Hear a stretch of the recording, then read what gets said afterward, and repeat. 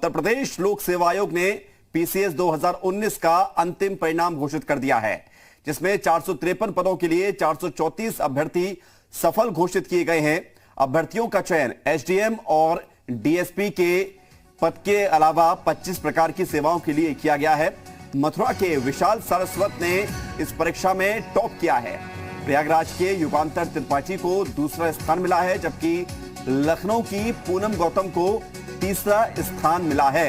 अभ्यर्थी अपना result UP लोक सेवा आयोग की वेबसाइट पर देख सकते हैं। आपको बता दें कि मुख्य परीक्षा का परिणाम 24 दिसंबर को घोषित किया गया था, जिसके आधार पर सफल हुए 811 अभ्यर्थियों का इंटरव्यू 28 जनवरी से 4 फरवरी तक हुए थे, जिसमें 3 अभ्यर्थी इंटरव्यू में शामिल नहीं हुए थे। और अब फाइनल रिजल्ट आ गया है, अंतिम चयन परिणाम घोषित हो गया है। और आपको बता दें कि विशाल सारस्वत ने इस परीक्षा में टॉप किया है।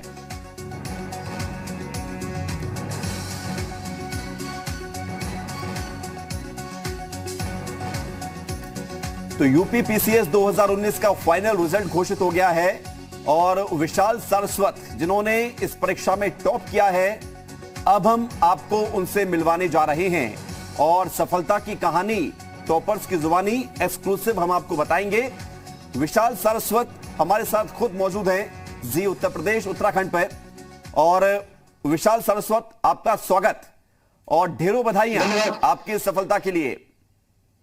धन्यवाद सर, बहुत बहुत धन्यवाद आपका। और जैसा कि हम लोगों को बता रहे हैं विशाल की सफलता की कहानी हम टॉपर्स की जुबानी ही बताएंगे, तो पहला सवाल मेरा आपसे यही है कि सफल आप हुए, इतनी बड़ी सफलता आपने हासिल की, इसके पीछे की कहानी क्या है? सर कहानी तो वैसे देखा जाए तो बहुत लंबी है, लेकिन परिवार का और मित्रों का बहुत सहयोग रहा है मेरे जीवन में, जिसकी वजह से मैं आज ये मुकाम हासिल कर पाया हूं।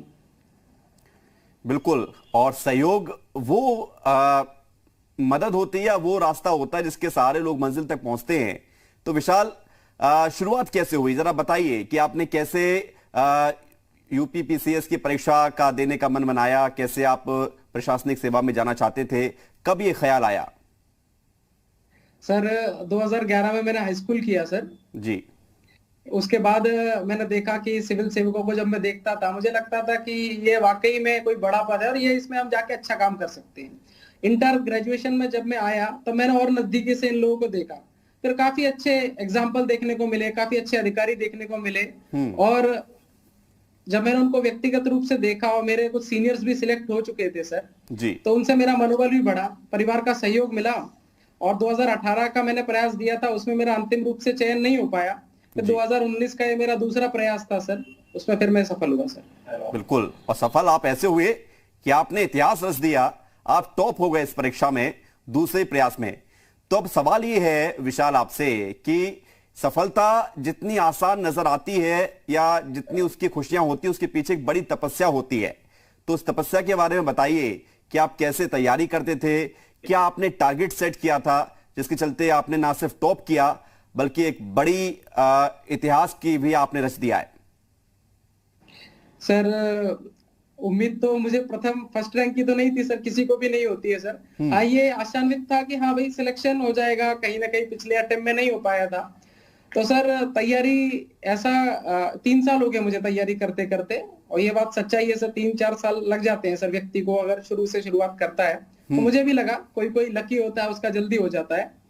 तो मेरा सर ये था कि ऑब्जर्वेशन ज्यादा से ज्यादा करें हम हर चीजों का, क्योंकि क्वेश्चंस जो आजकल आ रहे हैं ना सर, उसमें करंट अफेयर्स का रेशियो बहुत बढ़ गया है। और हम क्या करें, छोटा सा अगर ग्रुप बना ले अपने सब सहयोगियों का, सारे मित्रों का छोटा सा ग्रुप, तो उससे हमें काफी एक दूसरे से सीखने को मिलता है और सहयोग लेने में शर्म महसूस नहीं होनी चाहिए सर। बड़ी बात है, आप बड़ी बात कह रहे हैं और ये बात सही भी है कि अगर आपको जिसकी जानकारी नहीं है, यदि आप सहयोग लेकर वो जानकारी हासिल कर लेते हैं तो अपने आप में एक बड़ी बात होती है, शर्माना नहीं चाहिए। तो विशाल, अब आप ये बताइए कि अब लक्ष्य क्या है आपका आगे, क्योंकि आपने टॉप तो कर लिया है यूपी पीसीएस में, आगे की कौन सी मंजिल है आपकी? सर आगे सर बस काम करना चाहेंगे, ज्यादा से ज्यादा समय सर कोशिश करेंगे कि ऑफिस आवर्स में तो काम करें ही करें, उसके अलावा भी अगर मुझे कुछ समय मिलता है, उम्र है अच्छी है सर, जितनी भाग दौड़ कर सकता हूँ कोशिश करूंगा सर, ज्यादा से ज्यादा काम करने की कोशिश करूंगा स्वास्थ्य और शिक्षा के क्षेत्र में सर। जी, स्वास्थ्य और शिक्षा के क्षेत्र में।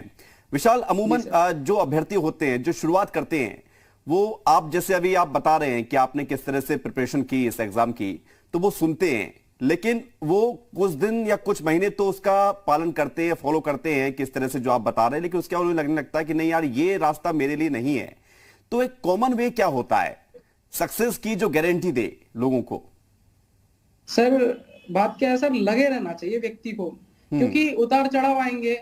माँ बाप को अपने आंखों के नजरों के सामने रखे व्यक्ति, यदि माँ बाप आंखों के सामने रहते हैं ना, तो आदमी का मनोबल कभी गिर नहीं सकता। उनकी आंखों में जो आशा रहती है हमारे प्रति, वो कभी हमारा मनोबल गिरने नहीं देती सर। जी, तो विशाल, अपने परिवार के बारे में ही बताइए, आपके पिताजी क्या करते हैं और किस तरह से सहयोग आपको मिला है परिवार से?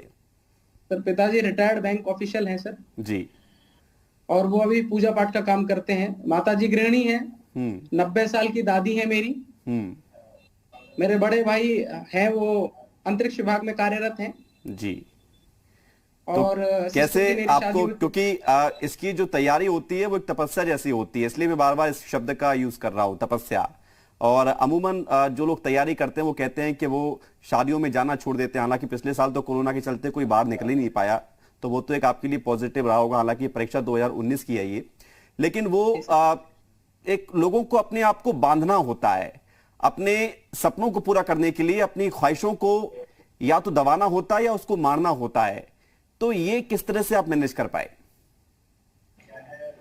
सर ऐसी बात नहीं, सर शादियों में मित्रों के कार्यक्रमों में जाता रहा सर। आज जैसे मेंस का, प्रीलिम्स के बाद जो मेंस का समय रहता है 2-3 महीने का, उसमें अपने आप को संयमित करने की आपको जरूरत होती है। बाकी ऐसा नहीं, आप सामाजिक कार्यक्रमों में भी जाएं, जब पेपर नहीं है उस समय जाएं सर। पेपर से 1-2 महीने पहले छोड़ दें।